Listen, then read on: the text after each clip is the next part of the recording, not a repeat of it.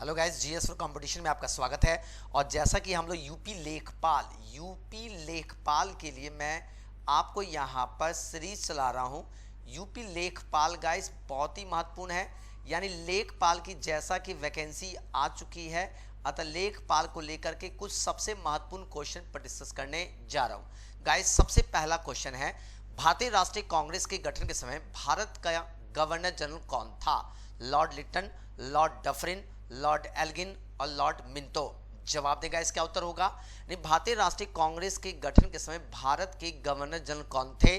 जवाब दीजिए। पहले आप कमेंट बॉक्स में जवाब जरूर दिया कीजिए कि ये उत्तर है। इससे आप लोगों के अंदर मोटिवेशन होगा और आपका आंसर अगर सही होगा तो दूसरों को भी इससे मोटिवेट मिलेगा। चलिए गाइस, बिल्कुल सही, B is the right answer, Lord Dufferin is the right answer. Guys Congress का फॉर्मेशन एओ ह्यूम के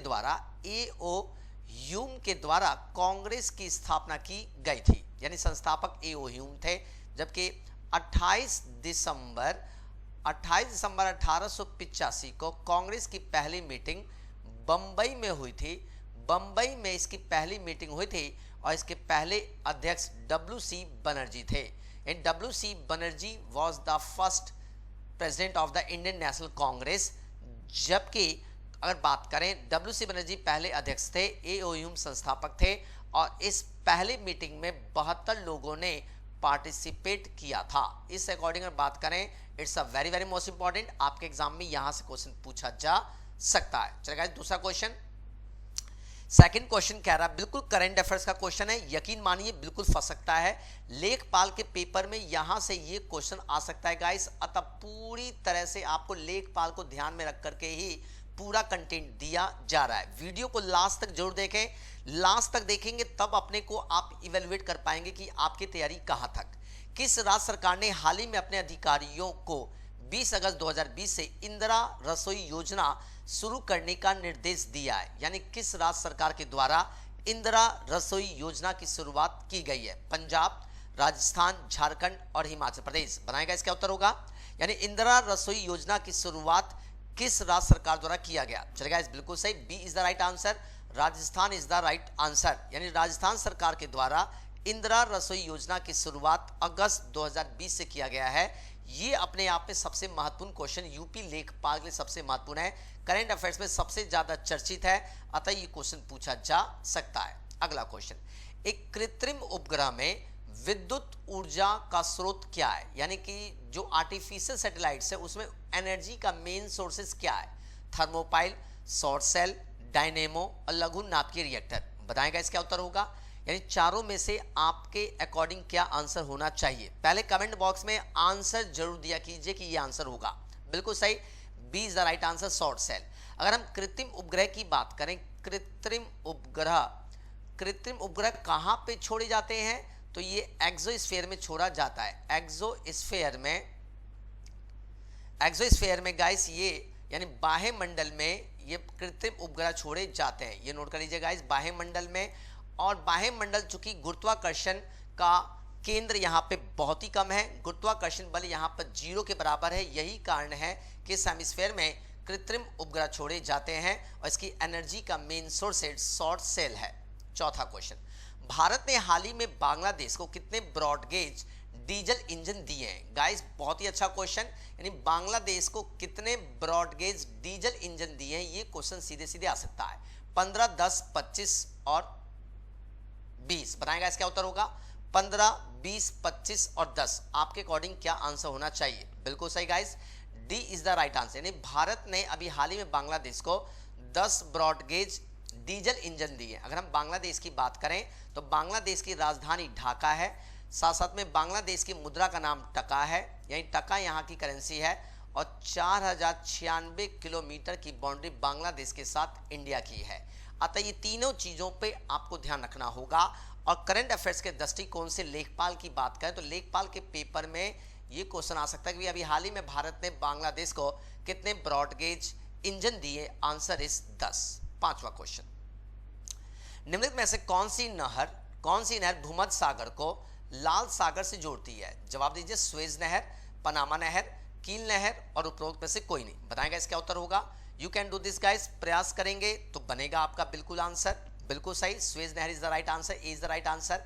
हम स्वेज नहर की बात करें तो स्वेज नहर गाइस ये रहा आपका अफ्रीका कॉन्टिनेंट, ठीक है, ये रहा आपका मेडिटेरियन सी, ये पूरा का पूरा मेडिटेरियन सी है, और ये रहा आपका रेड सी, ये रेड सी है। अगर हम बात करें तो ये जो कैनाल देख रहे हैं, कैनाल, इसी का नाम है स्वेज कैनाल। इस स्वेज कैनाल की बात करें तो स्वेज कैनाल 1869 में बनकर तैयार हुआ था। 169 किलोमीटर ही इसकी लंबाई है, और गाइस स्वेज कैनाल भूमध्य सागर और लाल सागर को जोड़ता है। ये क्वेश्चन बार बार आया हुआ है, अतः आपसे पूछा जा सकता है। छठा क्वेश्चन, निम्न में से किसे भारतीय पुनर्जागरण का पिता कहा जाता है? चार ऑप्शन है आपके सामने, ईश्वर चंद्र विद्यासागर, स्वामी विवेकानंद, राजा राम मोहन राय और स्वामी दयानंद सरस्वती। कोशिश करिए, जवाब दीजिए, क्या उत्तर होगा? भारतीय पुनर्जागरण का पिता यानी the father of the Indian renaissance किसे कहा जाता है? बिल्कुल सही guys, C is the right answer, Raja Ram Mohan Roy. Raja Ram Mohan Roy की बात करें तो 1814 में आत्मीय सभा की इन्होंने स्थापना की थी, आत्मीय सभा की स्थापना की थी। 1828 में ब्रह्म समाज की स्थापना किया था। ब्रह्म समाज के संस्थापक राजा राम मोहन राय थे। भारतीय पुनर्जागरण का पिता तो कहा ही जाता है। समाज सुधार आंदोलन का पिता भी राजा राम मोहन राय को कहा जाता है। राजा का टाइटल की बात करें तो राजा का टाइटल अकबर सेकंड ने दिया था। अकबर द्वितीय, मुगल शासक अकबर सेकंड ने राजा का टाइटल दिया था। इनकी अगर पत्रिका की बात करें तो संवाद कौमुदी और साथ साथ में मीरातुल अखबार, इनके दो न्यूज़पेपर हैं। मीरातुल अखबार इनके दो न्यूज़पेपर हैं जो बहुत ही फेमस है। आई होप क्लियर हो गया हो। चलेगा इस अगला क्वेश्चन, सातवां, किस बाजार में कंपनियां अपने उत्पाद ब्रांड नेम से बेचती हैं? In which market do company sell their products under the brand name? जवाब दीजिएगा, इसका उत्तर होगा किस बाजार में कंपनियां अपने उत्पाद ब्रांड नेम से बेचती हैं? क्या उत्तर होगा गाइस? कोशिश करिए, प्रयास करिए जवाब देने का। क्या उत्तर होगा? फटाफट जवाब दीजिए गाइस, क्या आंसर होना चाहिए आपके अकॉर्डिंग? किस बाजार में कंपनियां अपने उत्पाद ब्रांड नेम से बेचती हैं? बताइए गाइस, क्या आंसर होगा? बिल्कुल सही guys, monopolistic competition is the right answer, C is the right answer. यानी अगर बात करें तो मोनोपोलिस्टिक मार्केट में, मोनोपोलिस्टिक कंपटीशन में कंपनियां अपने उत्पाद ब्रांड नेम से बेचती हैं। नोट कर लीजिए गाइस, बहुत ही अच्छा क्वेश्चन है, ये बार बार एग्जाम में क्वेश्चन पूछता है। जैसे टूथपेस्ट की बात करें तो टूथपेस्ट एक प्रोडक्ट है, जबकि इसके लिए अलग अलग ब्रांड नेम है। जैसे कोलगेट है, साथ साथ में आपका पेप्सोडेंट है, साथ साथ में आपका क्लोजअप है, साथ साथ में पतंजलि है। अंडरस्टैंड, ये सारे क्या ब्रांड नेम हैं। आई होप मेरी बात समझ में आ गया होगा। 8वां क्वेश्चन, निम्न में से कौन ड्राफ्टिंग कमेटी का सदस्य नहीं था? कौन ड्राफ्टिंग कमेटी का मेंबर नहीं था? आपको बताना है, सीधे सीधे जवाब दीजिएगा। इसका उत्तर होगा एन गोपाल स्वामी अयंगर, अल्लादी कृष्णा स्वामी अय्यर, कन्हैया लाल मानिकलाल मुंशी और विजय राघवाचारी। बताएगा इसका उत्तर होगा which of the following was not a member of the drafting committee? बिल्कुल सही गाइस, अगर answer D is the right answer, बिल्कुल सही, D is the right answer. अगर हम यहाँ पे ड्राफ्टिंग कमेटी की बात करें, ड्राफ्टिंग कमेटी की बात करें तो इसके चेयरमैन की बात करें तो चेयरमैन में इसमें सबसे महत्वपूर्ण भीमराव अंबेडकर, यानी BR अंबेडकर इसके चेयरमैन थे। अंबेडकर क्या थे? चेयरमैन। और इसमें सदस्यों की बात करें तो एन गोपाल स्वामी, सदस्यों की बात करें तो ये 3 सदस्य तो थे ही, एन गोपाल स्वामी अयंगर, अल्लादी कृष्ण स्वामी अय्यर, कन्हैया लाल मानिकलाल मुंशी के साथ और भी सदस्य थे। जैसे अगर बात करें TT कृष्णामाचारी, और सदस्यों में TT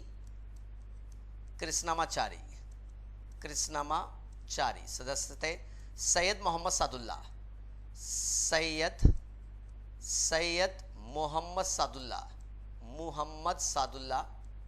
सादुल्ला इनके सदस्यों में से प्रमुख थे। साथ साथ में एन माधवराव भी सदस्य थे। माधवराव गाइस, ये सारे इसलिए बता रहा हूं ताकि आपको यहीं पे याद हो जाए। चलिए 9वां क्वेश्चन, निम्न में से किस राज्य ने महिला सुरक्षा के लिए ई रक्षा बंधन कार्यक्रम की शुरुआत की है? बिल्कुल करंट अफेयर्स का क्वेश्चन है। ई रक्षा बंधन कार्यक्रम की शुरुआत की है बिहार, पंजाब, कर्नाटक और आंध्र प्रदेश। क्वेश्चन बिल्कुल आएगा, बिल्कुल यहां से पूछा जा सकता है। चलेगा, बिल्कुल सही, D is the right answer. यानी ई रक्षा बंधन कार्यक्रम यानी साइबर अपराधों से जागरूकता करने के लिए यहाँ पर आंध्र प्रदेश सरकार के द्वारा ई रक्षाबंधन कार्यक्रम की शुरुआत की गई है। आई होप क्लियर हो गया हो। चलिए 10वां क्वेश्चन है, निम्न में से किस पंचवर्षीय योजना के दौरान मानव संसाधन के विकास पर सबसे ज्यादा बल दिया गया था? यानी मानव संसाधन पे सबसे ज्यादा विकास दिया गया था बल। छठी पंचवर्षीय योजना, 7वीं पंचवर्षीय योजना, 8वीं पंचवर्षीय योजना, 9वीं पंचवर्षीय योजना। बिल्कुल गाइस, लेखपाल के पेपर में ये क्वेश्चन आ सकता है। It's a very most important. UP लेखपाल के पेपर में क्वेश्चन आ सकता है जीएस वाले सेक्शन में। क्या उत्तर होगा गाइस? बिल्कुल सही, सी इज द राइट आंसर। 8वीं पंचवर्षीय योजना में ही मानव संसाधन के विकास पर सबसे ज्यादा बल दिया गया था। गाइस, अगर आपको हमारा ये वीडियो पसंद आ रहा है तो चैनल को लाइक जरूर करें, सब्सक्राइब करें और बेल आइकन जरूर दबा दें ताकि आपको ऐसे वीडियो का नोटिफिकेशन मिलता रहे। लेखपाल की सीरीज चल रही है गाइस, अतः एग्जामिनेशन तक आपको बहुत सारे क्वेश्चंस ऐसे मिलेंगे। आप हमारे साथ लगातार जुड़िए, लाइव क्लासेस भी चलेंगी आपके साथ। लाइव क्लासेस के लिए चैनल को सब्सक्राइब जरूर करें ताकि आप ऐसे क्वेश्चन की प्रैक्टिस कर सकें। Thank you, take care.